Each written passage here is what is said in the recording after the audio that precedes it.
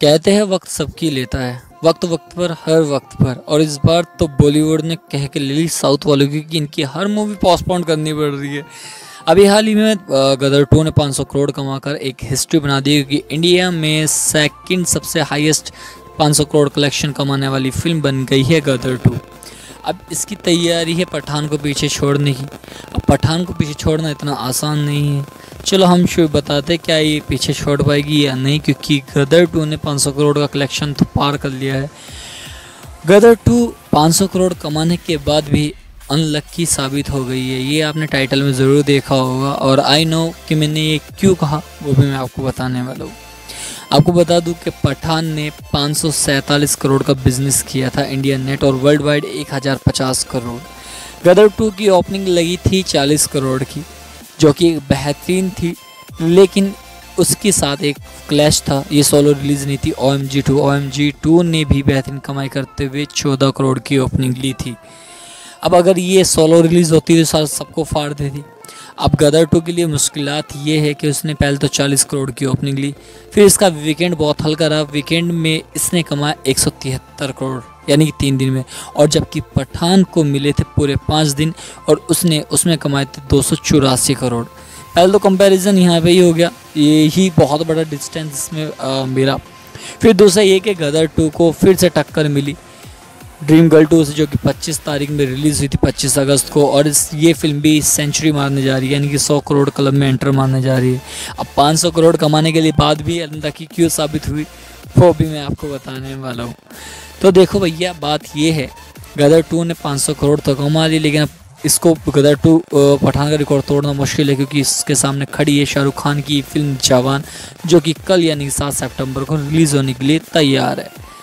अब देखो भैया, कमाल है ना कि खुद की फिल्म पठान का रिकॉर्ड बचाने के लिए खुद शाहरुख खान को जवान के साथ आना पड़ा।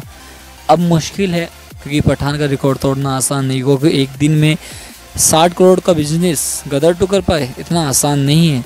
देखो कुछ भी कहो, लेकिन असली सिनेमा जो बाप है बॉलीवुड, पूरी इंडियन इंडस्ट्री का, वो बॉलीवुड है, जो कि इंडिया को रिप्रेजेंट करता है। अब कंपैरिजन जो पठान के साथ चल रहा था गदर 2 का, वो काफ़ी डिफ़िकल्ट हो गया।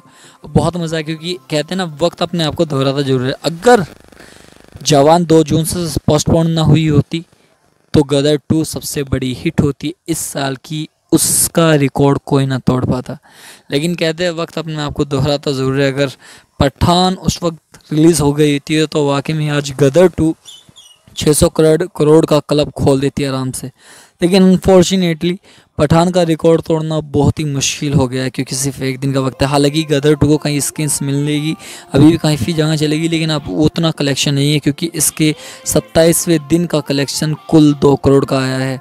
अगर इसका क्लैश वाकई में OMG 2 से ना हुआ होता तो ये फिल्म उस दिन कम से कम 50 से 55 करोड़ की ओपनिंग लेती, और ये पठान का रिकॉर्ड बड़े नंबर से ब्रेक कर सकती थी। लेकिन इस चीज़ में भी गदर 2 बहुत ज़्यादा अनलकी रही।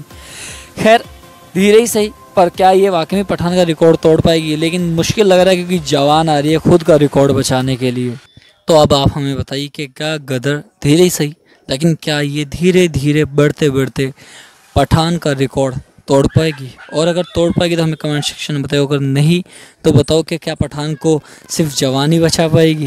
ये भी हमें कमेंट सेक्शन में बताना, क्योंकि इस बार कहानी बड़ी दिलचस्प हो चुकी है। एक को तोड़ना है और एक को बचाना है। खुद शाहरुख खान ही अपनी फिल्म को बचाने के लिए आए हैं। ये भी साल बड़ा खूबसूरत रहा, जहाँ पाकिस्तान की बजी वहीं साउथ वालों की बजी।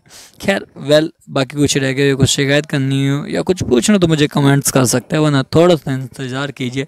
मैं मिलता हूँ आपको नेक्स्ट वीडियो में, तब तक के लिए टेक केयर, बाय बाय। और अगर तुम लोग नए हो तो सब्सक्राइब करो, वो जो लाल वाला बटन है उस पर फूट फेंक के मारो या फिर मोमबत्ती, मुझे नहीं पता, बस क्लिक हो जाना चाहिए।